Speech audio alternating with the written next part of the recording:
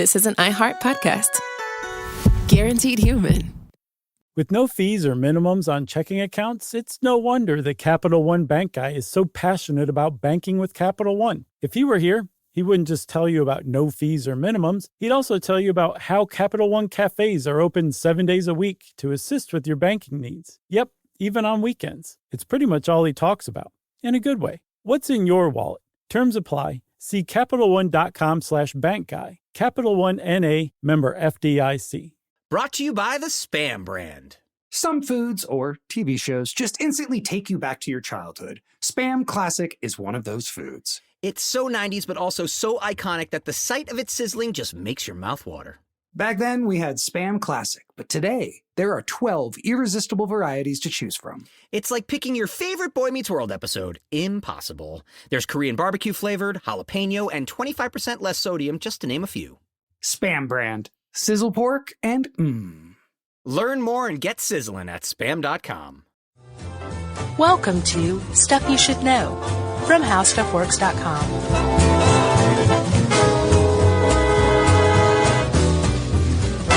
Hey, and welcome to the podcast. I'm Josh Clark. There's Chuck, a.k.a. Charles W. Chuck Bryant, a.k.a. Charles Wayne Bryant. Yeah. Named after Wayne Coyne. No. Thank you. Wait, I wasn't done. And then there's Jerry. Thank you, people who voted for us for the Webby Award. Yes. We won. We won the People's Voice Award. Yeah, that's 3 of those for us. And a huge congratulations to another podcast that we admire for winning the Webby. Yeah.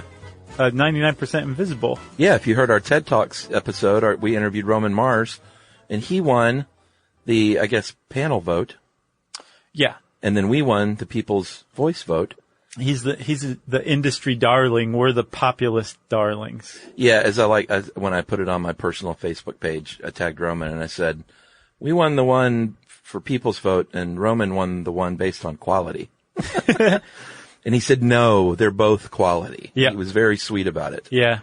I also want to give a special props to Reply All, who gave us a run for our money for quite a while there in the People's Voice Award. So actually check out all of the nominees. Yeah. Because to get considered for a Webby, I mean, there's a ton of podcasts out there, and to make it into basically what amounts to the top 5, you got to be pretty good. So hats off to everybody, and thank you again for everyone who voted for us, and congratulations again to Roman and 99% Invisible crew. Agreed. We were in good company, so thanks everyone. So, Crumple Zones. I predict this is going to be a car wreck of an episode. Terrible. It is terrible. You know what I found out? That this fascinates me way more than I thought it would. Dude, totally with you. Because I'm not a car guy, as you know. No, but it's not just that. This is more the history of auto safety. Uh-huh. But it also has more to it. There's some physics that we can grasp involved. Very simple that physics. Makes it very attractive. Mm-hmm. It's kind of like big thing hit big thing, make it big boom. Right. That's exactly right. But all you have to do is switch out like force and acceleration. You sound smart, right? Yeah, exactly. There's a lot to it that there's even some nefariousness, corporate nefariousness. So I'm like, this story has everything. Sure. You know? Agreed. And you know what? This made me want to do episodes on crash test dummies for one, and then maybe even a couple of others as far as Ralph Nader. We should do one on him. Yeah, maybe airbags. Just the whole car safety thing is way fascinating. It really is. And to top it all off, this article was a Grabster article. So, well, that's why I picked it. Kaboom! At this point, I'm just searching for his articles. Yeah. We should just be like Grabster. More. Recommend some articles that you wrote that we should do. We've done most of them. I know. That's the problem. He needs to come back into the fray. Yeah, agreed. It's so sad. And we should also shout out our colleagues here at How Stuff Works with Car Stuff. Scott and Ben, I'm sure have covered this at some point. Yep. And if you're into this kind of thing, they have just a treasure trove of very specific, detailed car podcasts. Emphasis on the treasure. Yeah. So that's Crumple Zones. If you want to know more about it, go listen to Car Stuff. All right. Should we start with that little history bit? Yeah. Why not? Right? Yeah. So, there's actually a lot of history to it. I found this really cool Museum of American History, a Smithsonian museum, They had an exhibit years back. It looked like the late 90s, early 2000s. And I just went through the page, and there was this really interesting essay that they had broken up over this website. There's a lot of weird history, but initially the idea of what caused wrecks has changed dramatically over the years. Because at first it was strictly driver error. Sure. Because the paradigm people were looking through was before you had horses, and a horse could spook and bolt and run somebody down, and the horse did that. It wasn't the driver.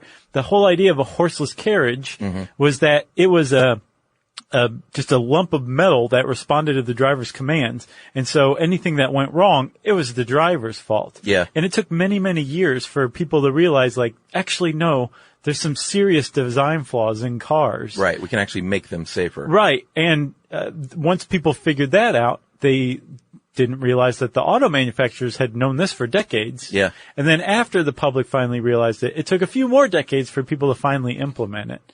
Yeah, and I think the rationale for a while was, and it was the style of the day as well and the materials that were available at the time, but there was a notion of, well, let's build these things like Sherman tanks, and it will make people safe. Right, and what Crumple Zones proved is the exact opposite is true. Let's build something that crumbles and crushes in just the right way, and that's actually much safer. And you know, it's funny, I remember when this stuff kind of came up, probably mid to late 90s, when people really started to show up in normal cars. Yeah. And I remember thinking, like, God, they make cars so cheaply compared to how they used to. Yeah. Like, they just come apart. Now I realize, oh, they're designed to come apart. Right. Because before it was like, the car's not going to do anything, but everybody inside's going to liquefy. Now it's like, how about we keep the people inside safe and just let the car take the brunt of the impact? Yeah, and one person, there are a lot of people that owe to this design over the years, but one person squarely in the center is a dude named Bella Baregni. That's a nice name. There's a couple of accents and everything. Yeah, I'm not even sure if that's right, but he was a very, very, very famous engineer and inventor for Daimler-Benz. Holds more than 2,500 patents. Like, this guy, we all owe a debt to this dude. So many more patents than either of us. Yes, 2,500 more than both of us put together. Yep. Do you hold a patent? Nay. No, me neither. This is kind of shameful, really, at this point in our life. Do you want to hold a patent? Everybody should hold at least one patent. Well, if you could patent things like, stupid stuff that aren't like real, like Chuck's method for getting out of the grocery store in a hurry. Patent it. I might actually try that. What is it? Are you going to, you say patent pending first before you describe it? I'll just hold on to that. Okay. Or maybe I could trademark that, not patent it. No, you can patent a process. Can you? Uh-huh. Okay. Or you can just type the little trademark symbol next to everything you say. And it's like, back off, everybody. So Bella, Mr. Baregni, in 1952 had a patent. It was actually the very first one. The 1959 Mercedes-Benz W111 Fintail. You didn't say what the patent was for. I know. I was getting to it. Oh, sorry. Beautiful car. And it was the first car to hold, to have this patent pending. Well, I guess it was patent holding by that point. Yeah. Crunch zones on the front and rear of the car. Yeah. And the whole reason was these crunch zones could be designed to absorb the impact from a crash. Yeah. And if the car absorbed the impact, then the people were less likely to absorb the impact. Because that impact, the force of the impact has to go somewhere. Yeah. It ain't going nowhere. No. And if the car is built to be rigid, the car's not going to absorb it. It's going to transfer it. Yeah, like a big Ford Edsel hitting a Ford Fairlane. That's a lot of pounds of metal smashing into one another. Yeah.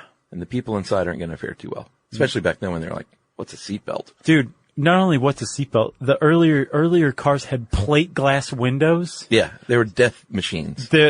All of like the knobs and stuff now that's like touch screen. Yeah. Before they would stick out. So you just take one and go right through your forehead into your brain. Yeah, just get impaled. Dashboards weren't even padded. It was a steel bar that would just take the top of your head clean off. Yeah. And then the cars ran on nuclear fuel. Basically, it might as well. Yeah, it was amazing. I know that they've done side-by-side examples these days where they crashed an old car because people are like, oh, the old cars were built like tanks. And so they would do the same miles per hour for like a Volvo compared to like a 1957 Ford. Yeah. And, it's obvious what happens. You just like there was a point in time where the common wisdom was you didn't wear a seatbelt even if you had it because you would prefer to be thrown from the car because it was so deadly inside the car. And there's actually a very famous ejector seats. Pretty much. Yeah. There's a famous Reader's Digest article that really captured public opinion back in 1935. It's called Ed's and Sudden Death. And it's just like really gory and gruesome. And it's talking about like these cars are death traps. We need to do better than this. Yeah, and they weren't even going that fast back then. No. All right, so these days, it's all proprietary, the exact features and specifics of crumple zones, because these car manufacturers, they have their own methods and they don't want to share that with everyone.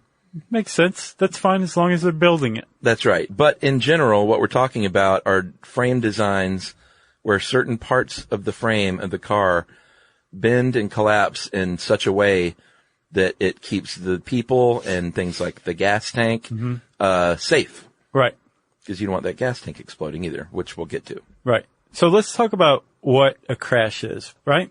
Yeah. A crash is where an object with mass traveling at a certain rate collides with another object. With mass. Yes. Yes. And when that happens, force is created, right?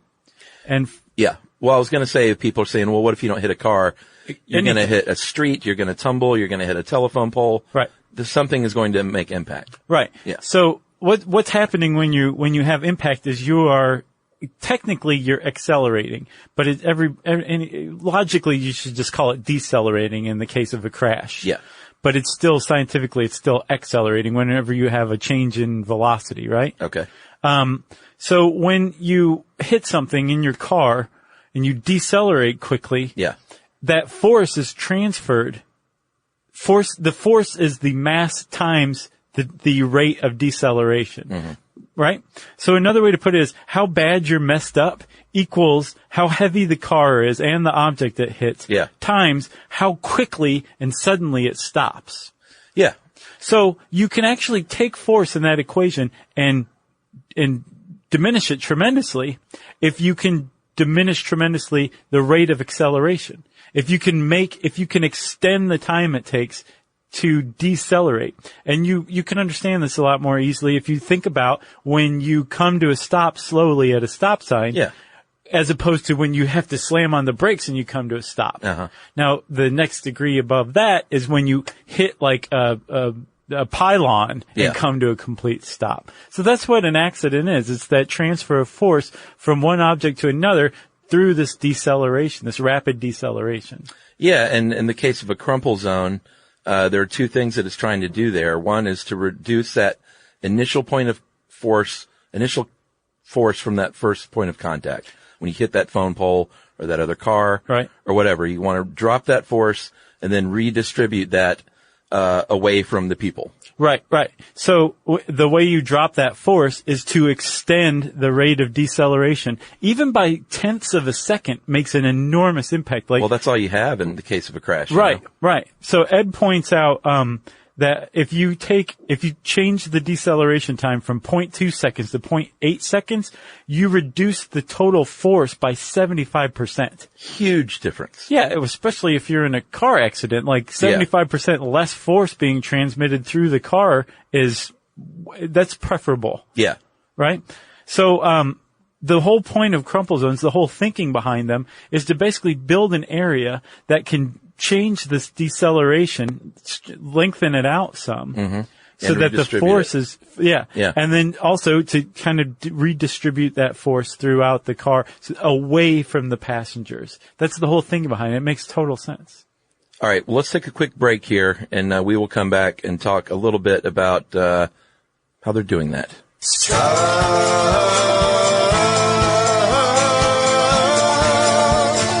Stuff you should know. Brought to you by the Spam brand.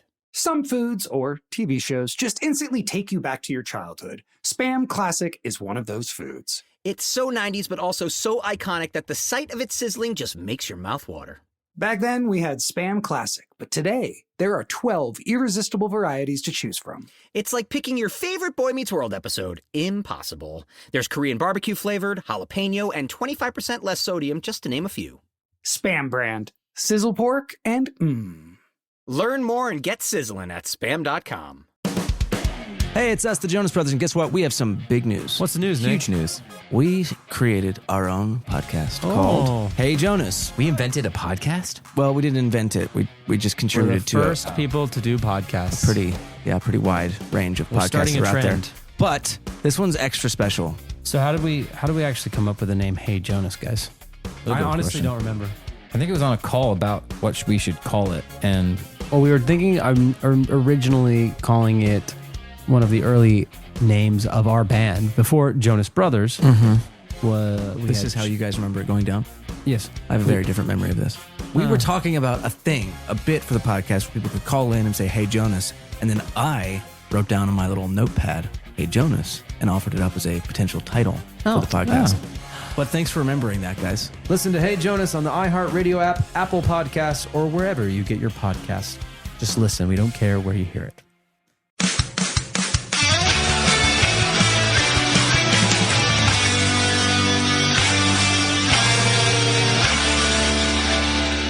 All right, so a car is, it can't be one big crumple zone. There are parts that need to be rigid. Yes. Like if you picture a car, picture the four seats. Let's just talk about a four-seater. Let's do it. I know people will be like, what about the third row? There's 7 of us in here.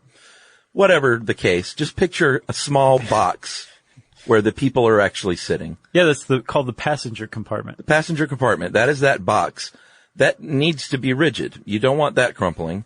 You want everything before that and after that crumpling to reduce that force and that rate of deceleration. Right. So But basically, you want that middle to be super strong and rigid. Exactly. You don't It's a want it to delicate crumple balance. because if that crumples, the people aren't protected any longer. They're exposed to all sorts of terrible stuff. Yes. So it does have to be rigid. But again, before they made the whole thinking was, well, just make the whole car super rigid. And the problem is there has to be something that's absorbing and redistributing that force. And that's what the crumple zone does. So they took that tank of a car and rather the whole car being that, they shrunk it down to just the passenger compartment where it's really needed and then made the rest of the car a big crumple zone. Yeah, and then surrounded that part with airbags. Yeah. Side curtain, front, and all that stuff. So that's what protects the people. But the way this article put it, man, Ed sure has a way with words. He really does. He talked about thinking of it in terms, a car crash, in terms of a budget, like a monetary budget. And that's what that force is. And everything that happens is paying a little bit of that budget. It's spending some of it. Yeah, spending some, taking away from that budget. Like, you have when glass breaks, when the door, when any kind of damage happens, that's spending a tiny little bit of that budget because that's energy. Right. And then eventually the budget's entirely spent and all the force has been distributed and the accident's over. The crash is over. That's right. Right. If you can get other parts besides the passenger compartment and even more importantly, the passengers to distribute that force, then 100% can be distributed before it gets to the passengers. Yeah, you want it to be paid down to almost nothing by the time it gets to you. I don't think I get the impression, I don't think it's possible to distribute 100% of the force. No, probably not. Because in that case, That's like why the person wouldn't even, you wouldn't feel anything, right? Yeah. So, but I mean, is that possible? I guess, could you design something to where somebody could come to a complete and sudden stop in an impact and not experience any force whatsoever because all of it was distributed away from the person? Is that even possible? Probably not. And that's the point the article makes. Probably not like a drivable, manufacturable car because that's the delicate balance. They still have to drive and handle in a certain way. And like that's what fascinates me about this car design. You have to take all these things that are knocking heads against one another into consideration. Yeah. It's got a gas tank in there. Right. Things full of flammable fuel. Right. And it's crashing into things. Like, it's amazing. It's really like that delicate balance they've walked these days to make cars as safe as they are is astounding to me. So there are some things that they have to trade off. Like if you have a really good crumple zone, a big one in front, you're going to have to do something with your engine, and you can only put an engine so much on top of itself before it needs to just kind of go back toward the passenger, right? Yeah, and you can only move it back so much. And the problem is with an engine is one of the few things in the car, aside from the passenger compartment, that is rigid and basically immovable. Like an engine's not going to crumple and bend. It's going to transmit that force. And if that engine comes into the passenger compartment, it's going to say, hello, and transmit that force right into the people that it runs into. Yeah, and I remember old car wrecks where the engine is like in the front seat, where the person used to be. That's not a good place for an engine to be. That's not a good place at all. No. So there are considerations you have to do in making a crumple zone. So in that case, you would be like, well, it's likelier that the engine's going to kill the passenger by getting pushed into the passenger compartment. We're just going to have to make the crumple zone a little less. And then another thing, like you said, that they have to deal with is gas tanks. Yeah, I never thought about that. Most cars' fuel tanks are in the back, and this is really cool. Most modern cars, when you get in a rear-end collision, it's designed, the rear crumple zone is designed to go up. Yeah. So that the gas tank is actually lifted up and away from the point of collision, which is usually the hood of a car behind it, right? Yeah, which happens in a fraction of a second. Right. So it's designed to do that. That's part of a crumple zone as well. And that's a huge improvement from the 70s, specifically with the Ford Pinto. So the Ford Pinto. Man, this one may even deserve a podcast in and of itself. But yeah, I think in like 1970, definitely the 70s, people were dying in fairly low speed rear end collisions because the Pinto's fuel tank would break and catch flame and burn people alive. Yeah, these cars were exploding in minor collisions. And then the autopsy would show they had like basically not even a bump or a bruise. Yeah. They had just been burned to death because the Ford Pinto gas tank blew up. And Ford got caught very famously with some internal memos where they calculated the cost benefit of a recall as opposed to paying out lawsuits for human lives. Yep. And they said the human life we're going to say is about $500,000. So if X number of people sue us, we'll end up probably spending $49 million, but it costs us $137 million to recall these things and actually make them safe to protect people. Yeah.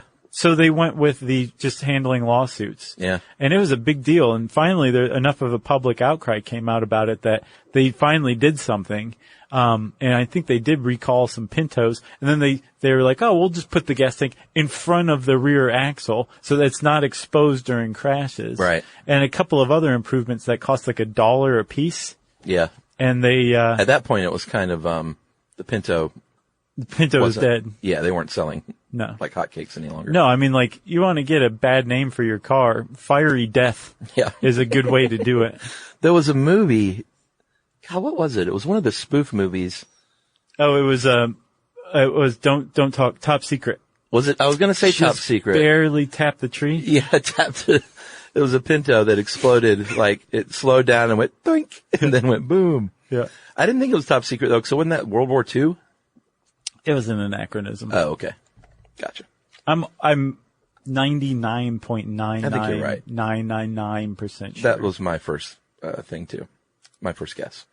All right, so not only gas tanks, but these days with these fancy schmancy electric and hybrid cars, you got these big battery packs and you've got toxic chemicals and you've got to protect that as well. If in the case of a Tesla Roadster, if you get into an accident, Elon Musk himself comes and pulls you to safety. That's the level of service. Does he give you mouth to mouth? Yeah. Oh, wow. That might be worth it. If you need it. No, in the case of a Roadster, though, it is pretty neat, though. It's got a safety mechanism. It shuts off the battery packs, drains all the electric energy from the cables the instant it senses an emergency. Yeah. Pretty rad. It is pretty rad. What about if your car is tiny, though? It's pretty easy if you've got a stretch limo. Sure. You got plenty of things to crumple. Yeah, crumple away. But what about like a Mini Cooper or what's this thing? Smart car? Yeah, like a smart car. So the Grabster says, well, let's use a Smart 2 as an example. they came up with crumple zones that they call crash boxes, one in the front and one in the rear. Mm-hmm. But the problem is these are extraordinarily small cars. You've seen smart cars before. Yeah. It's like the kind you could put like a giant penny in the back and like pull it backward and it takes off. Yeah, it looks like a McDonald's Happy Meal prize. Very much.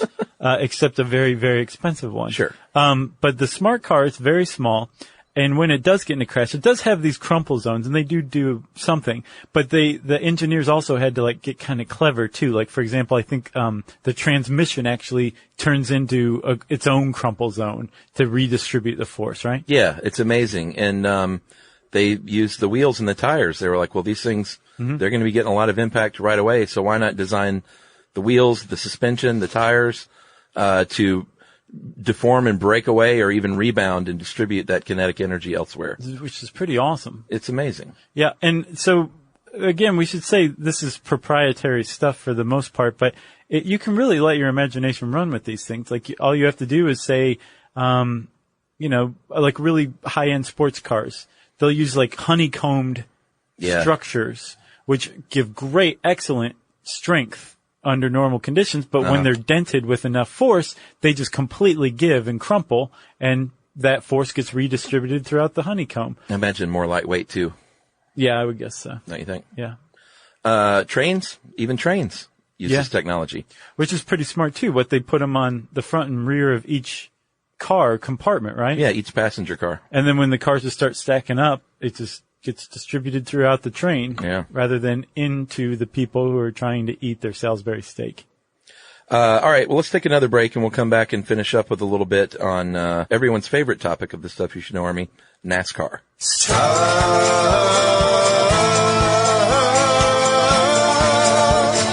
Stuff you should know.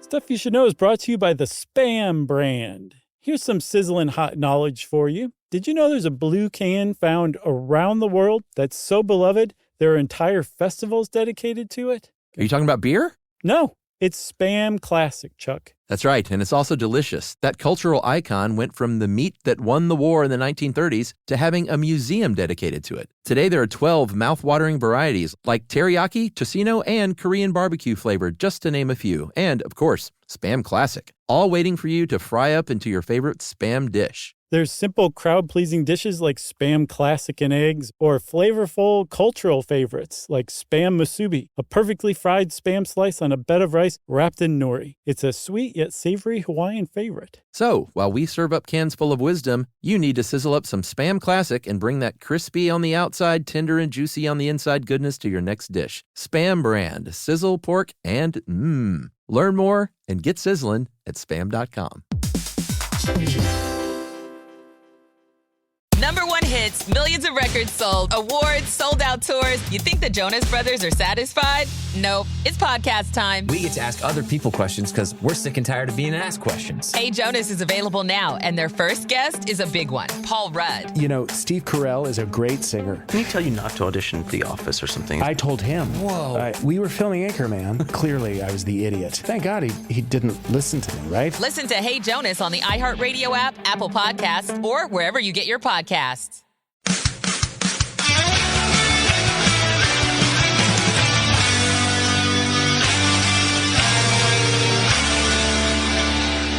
So, Chuck, the Grabster mentions a crash in this article. Michael Waltrip's crash at Bristol in 1990. Did you look it up? Yeah. It's pretty bad. It's insane that he not only survived, like they show him right after the crash, like waving to the crowd, like, hey, I'll be at the bar. Yeah, he probably was too. Oh, I would have been. I would have been like, give me a flask right now. This is in 1990, and it was at the Bristol track in Tennessee. And Bristol is one of the slowest, thankfully. It's not a super speedway. It's really small. But he was going fast. Well, you're still racing cars, right? But it's not like he wasn't going like 200 miles an hour or anything like that. How fast was he going? Do you know? I don't know. At Bristol, I'm going to get this wrong. The top speeds are in the lower 120s and 30s. He was still going over 100 miles an hour, Maybe which not is that fast. I don't know. Several kilometers per hour. Yeah. And he just stopped all of a sudden because he hit a pylon, a concrete pylon. Yeah, he hit, instead of like another car that will move with you or a fence that will break away, he hit something that had zero give. Now, something else that may have saved him, but it's so slight, it seems minimal. He actually hits the guardrail a fraction of a second before he hit the concrete. Yeah. And you see some stuff kind of come off. And again, when you look at that force of the collision as a budget, that spent some of that force when it takes force for those things to be thrown clear. Yeah. But it was probably just minuscule compared to the actual impact that came right after that when he hits the concrete and the car just disintegrates. Well, and this was in 1990 before they had done a lot of the safety advances that they have today in NASCAR. And Ed points out in this article, like, he got lucky.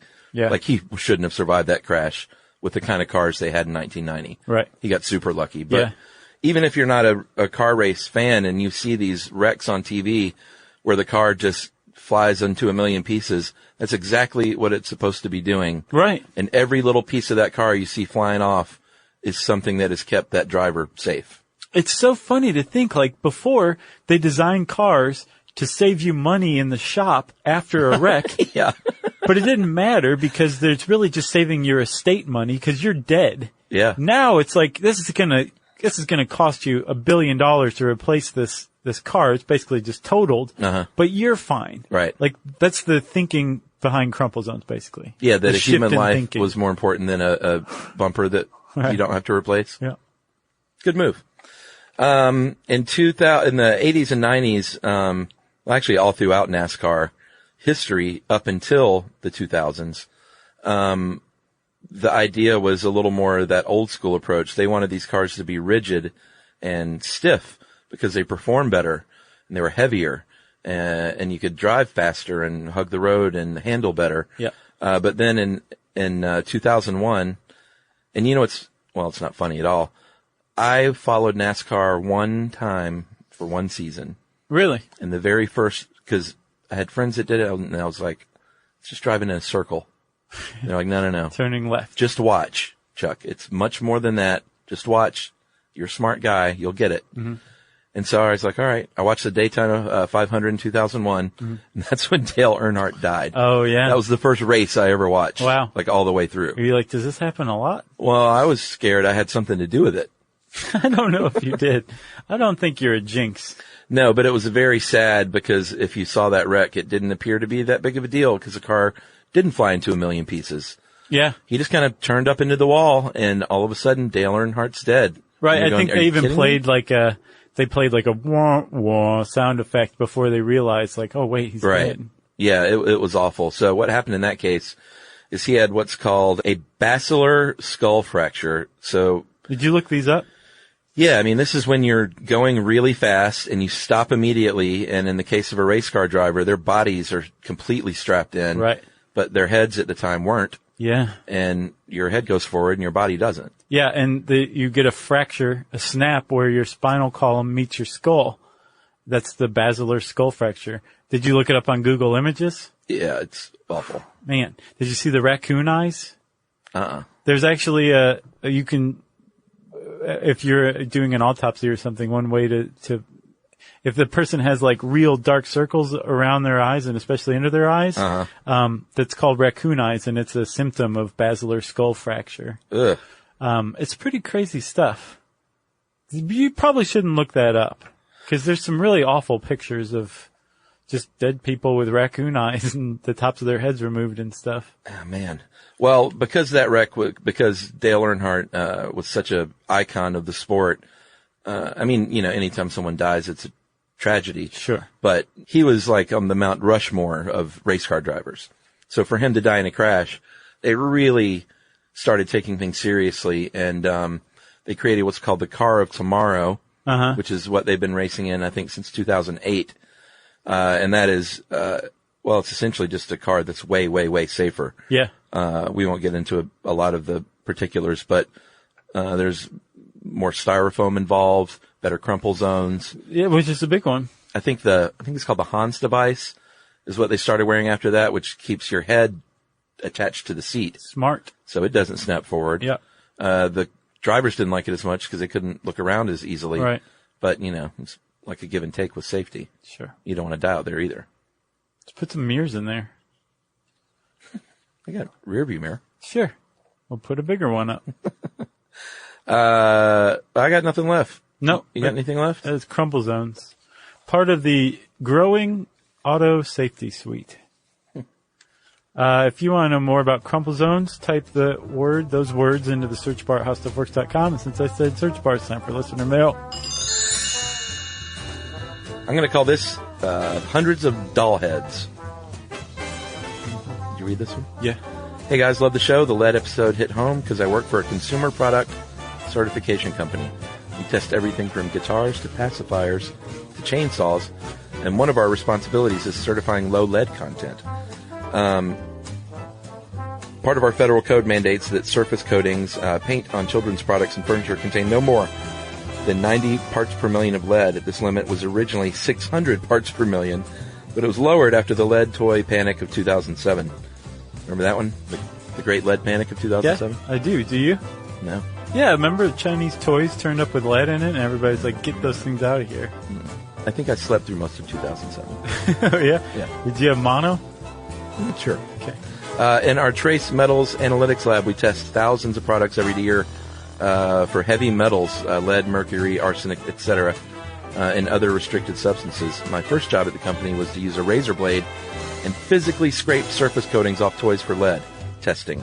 This job was quite tedious due to the amount of scraped surface coating needed for acid digestion and chemical analysis. The early days of your podcast definitely helped.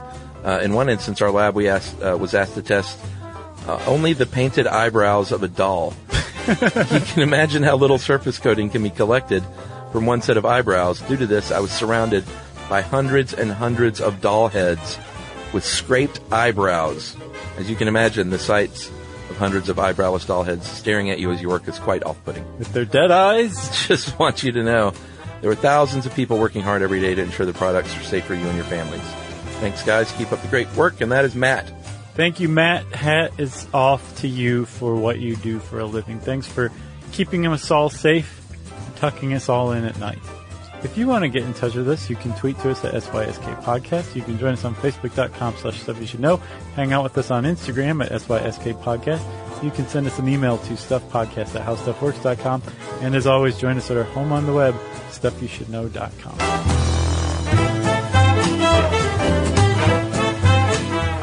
For more on this and thousands of other topics, visit howstuffworks.com.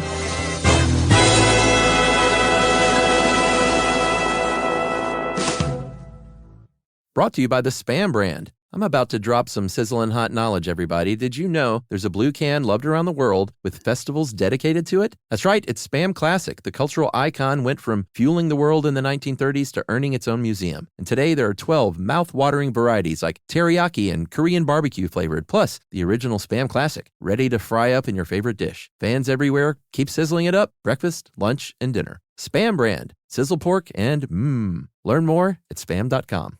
#1 hits, millions of records sold, awards, sold-out tours. You think the Jonas Brothers are satisfied?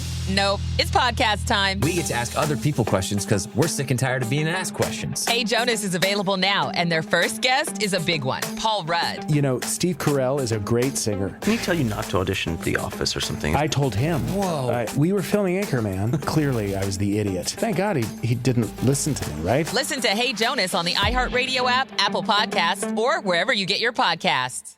This is an iHeart podcast. Guaranteed human.